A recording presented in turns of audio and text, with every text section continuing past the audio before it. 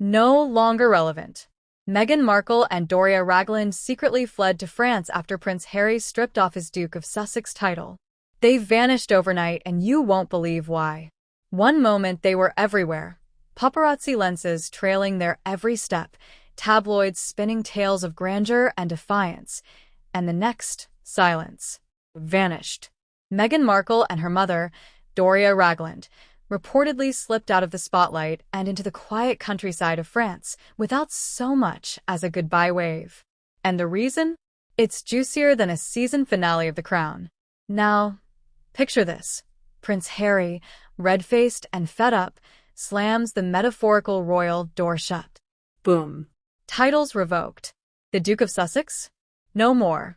And suddenly, Meghan and Doria, once media darlings, now media ghosts, are fleeing across the English Channel like characters in a royal espionage thriller. But this isn't fiction. This is real life.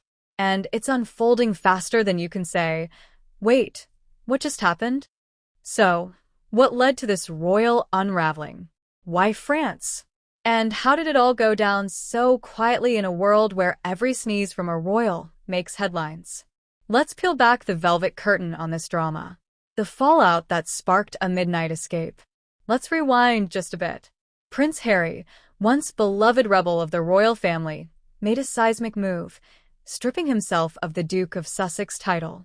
No press conference. No palace statement with gold-trimmed letterhead. Just a quiet, final decision that changed everything. Now, losing a title in the royal family isn't like losing your gym membership. It's a seismic identity shift. It meant no more diplomatic clout. No more royal protections. No more Sussex-branded fairy tale. Just Harry. Just a man with a famous name and a growing pile of public controversies. And Meghan? Well, without that Duchess halo, her influence dimmed overnight. Deals slowed. Public sympathy waned. And suddenly, the cameras weren't clicking like they used to. So, what do you do when the royal rug is pulled from under you? Apparently, you run. But not to California. Not back to the familiar comfort of Montecito. Nope. Meghan and Doria chose France. Quiet, elegant, secretive France. Why? Why France? The escape plan no one saw coming. France wasn't a random pin on the map. It was deliberate, calculated, and honestly, kind of genius. You see, France has long been a haven for the rich, the royal, and the running. From Princess Diana's final retreat to Grace Kelly's legendary Monaco reign, the French Riviera practically has a VIP lounge for scandal-shadowed royals. But Meghan and Doria didn't go for flashy. No yachts in Cannes. No runway strolls in Saint-Tropez.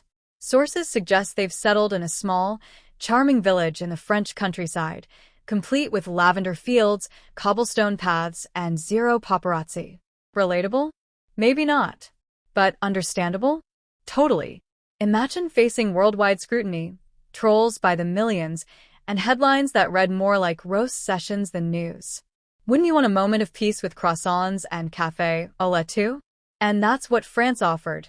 Peace, privacy, and perhaps the time to plan their next move. The royal titles that meant everything, until they didn't. Let's talk titles for a second. Because while it might sound ceremonial, Duke of Sussex, Her Royal Highness, etc., those titles carried real weight. They weren't just for stationery and Wikipedia pages. They meant respect, privilege, and, let's be honest, brand value. So when Harry gave his up, it sent shockwaves. Meghan's brand, rooted in being a royal outsider who still was a royal, took a hit. Overnight, they were no longer the couple who left the family. They were outsiders, full stop. Cue the silence from their camp. Gone were the podcasts, the appearances, the Netflix photo ops. It was as if someone hit pause on the Markle media machine. And according to sources close to the palace, the reaction behind closed doors wasn't just strategic, it was emotional. Imagine building a life and a legacy around one identity, only to wake up and find that identity erased. So what do you do next? A mother's role. Doria Ragland steps in. Doria Ragland isn't just Meghan's mother.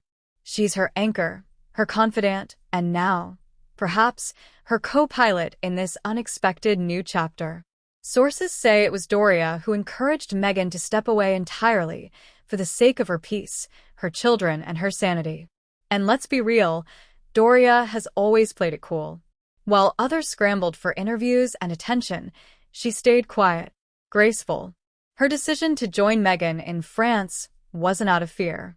It was out of fierce love. Because when the world turns on your daughter, what do? You pack your bags, hop on a plane, and rebuild somewhere where nobody knows your name. And that's exactly what they did. How the public turned, and why it mattered. It wasn't just the titles. It was the shift in public sentiment. Once hailed as symbols of modern progress, Meghan and Harry found themselves increasingly at odds with, well, everyone. The media, the monarchy, even former fans. Their tell-all interviews went from jaw-dropping to eye-rolling. Their causes, important as they were, got lost in the noise of lawsuits, contradictions, and celebrity drama. And when Harry gave up his title, the last thread tying them to royalty was cut. Suddenly, Meghan and Doria weren't protected. Not by the crown. Not by public favor. And that vulnerability? It hits hard when your whole world was built on visibility. So they disappeared. And in doing so, they made the boldest statement yet. The French life, cloaked in quiet, laced with luxury. Life in France might be quiet, but it's far from humble. Insiders hint at a cozy estate in Provence. Think rustic stone walls, sprawling gardens, and yes, a personal chef. Because even in retreat, Meghan isn't ordering takeout. But it's not just about luxury, it's about healing. Afternoons are spent walking nature trails. Evenings sipping wine under string lights. No flashbulbs. No interviews. Just space to breathe. Meghan is reportedly writing again. Not a memoir. Something new. Something creative. Doria's taken up pottery. Yes, pottery. A therapeutic hobby that feels like the ultimate leave-me-alone flex. Together, they've created a rhythm that looks nothing like Montecito glam, but everything like peace. What about Harry? The fallout behind the palace walls. Meanwhile, Harry's decision has rippled beyond his own life. Insiders suggest tensions with Meghan reached a boiling point in the weeks before the title was dropped. Fights about direction, identity, pressure. The kind of fights that aren't about love but survival. And when he made the move, Meghan didn't fight him. She packed her bags. She called her mom. And she left. Now Harry remains, some say to rebuild. Others say to prove a point. But without Meghan, without Doria, and without his title, the prince is more alone than ever. Will he regret it?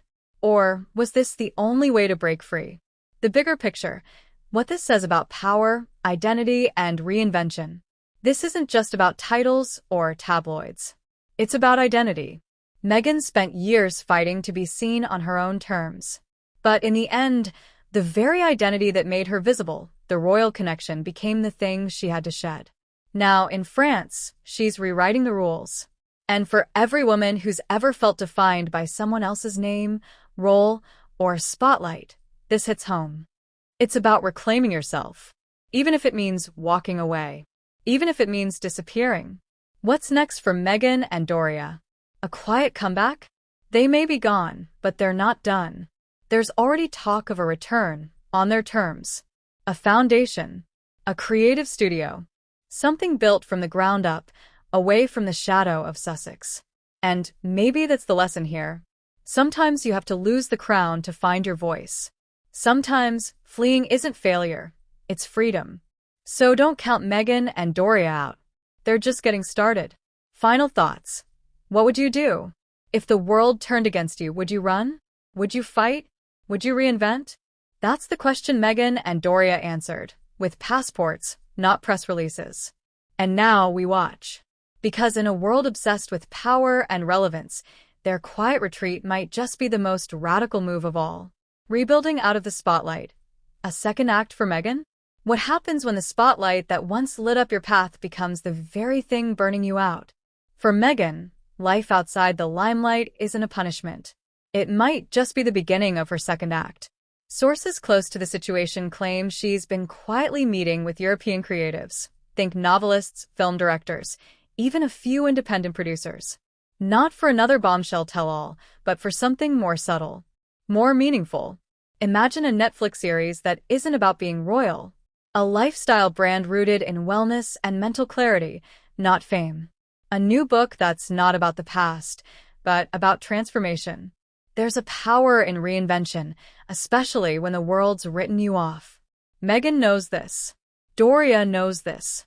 And France, it seems, is the perfect place to lay that foundation. But could this calm be the eye of a storm? Could a comeback be closer than we think? The secret support system. Who's still in Meghan's corner? While Meghan and Doria may have physically distanced themselves, emotionally they're not alone. Close friends, many of whom were surprisingly absent during the peak drama, have quietly reconnected. A-listers who once distanced themselves are sliding back into her circle, privately, cautiously. No Instagram photos. No shared PR statements. Just quiet support. Oprah reportedly sent a handwritten note. Serena Williams? A check-in text. Even Ellen DeGeneres, once a close confidant, reached out through a mutual friend. Turns out, when the noise dies down, the real ones show up. And it's not just celebrities.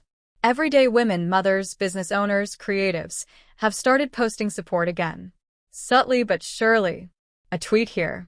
A comment there. Not everyone agrees with her choices, but more are starting to understand them. Because who hasn't wanted to walk away from chaos and start fresh? Harry's struggle. A prince with no palace. Meanwhile, back in London or maybe Los Angeles, depending on the week, Harry is said to be wrestling with his decision. On one hand, he's free. Free from titles, expectations, and royal protocol. On the other, he's adrift.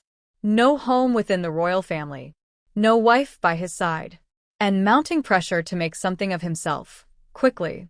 Insiders describe him as focused but frazzled. He's diving into veterans advocacy again, trying to rebuild his reputation through meaningful work. But with public trust at an all-time low, the road ahead is steep. He calls Meghan. Often. Whether she answers, that part's unclear. And here's where it gets real.